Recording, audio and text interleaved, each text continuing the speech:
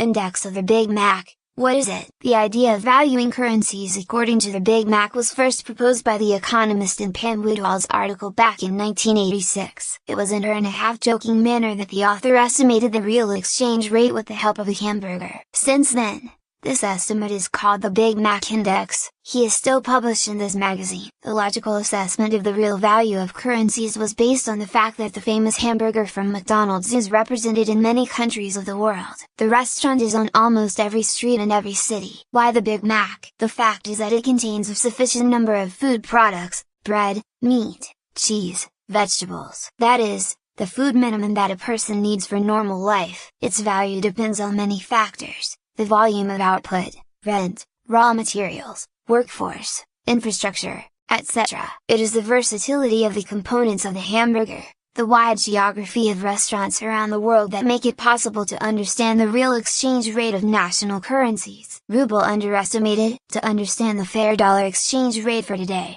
it is necessary to look at the Big Mac Index. Russia on it is clearly underestimated. According to the research, in July 2016, the Big Bag in Russia cost $2.05, and in the USA, $5.02. This means that the real exchange rate of the ruble is 25.79 as of July 2016, which is 59.3% higher than the official rate of the Central Bank of Russia. Are we the only ones who are underestimated? The index of the Big Mac indicates that the currencies of many developing countries are artificially undervalued. Who and for what purpose does this? Remains a question. We offer a list of the most undervalued currencies in the world. The index of the Big Mac, the table. The country, currency, the percentage of undervaluation of the currency: Russia 59.3, Ukraine 46.6, China 41.1, India 60, South Africa 50. It is clear from the table that the rate of some world currencies is clearly understated. The position of economists. Leading economists do not seriously consider the Big Mac Index. All of them cite the following arguments: the structure and culture of consumption in different countries are individual. For example,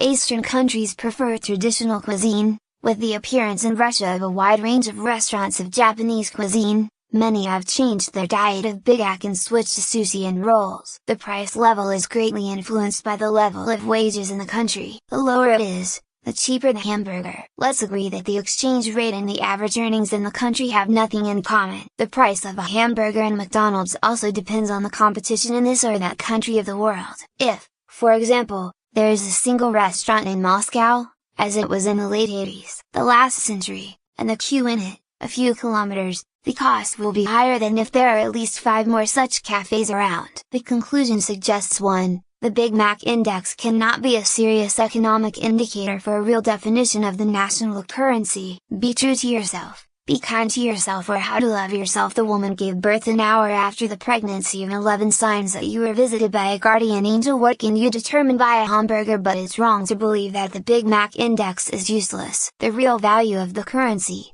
he may not even show, although many would not agree with this. But, analyzing the price of a McDonald's hamburger, one can understand the standard of living in the country. It manifests itself in the following indicators: consumer status of society, the real level of wages. The higher it is, the more expensive the hamburger. Premises for rent. The more developed the city or country in the trade plan, the rent of the premises will be more expensive. Developed competition. On these indicators, of course, Big Mac may say a lot. Indeed, the higher the standard of living of citizens, the more expensive the hamburger is. The residents of the United States, Switzerland and the EU give the most to him. The least is Russia, Ukraine, India, etc. Conclusion: as a rule, the Big Mac Index in Russia is liked by various journalists, bloggers, and politicians with the sole purpose of deceiving the broad masses. Like, look, Russia is not such a backward country.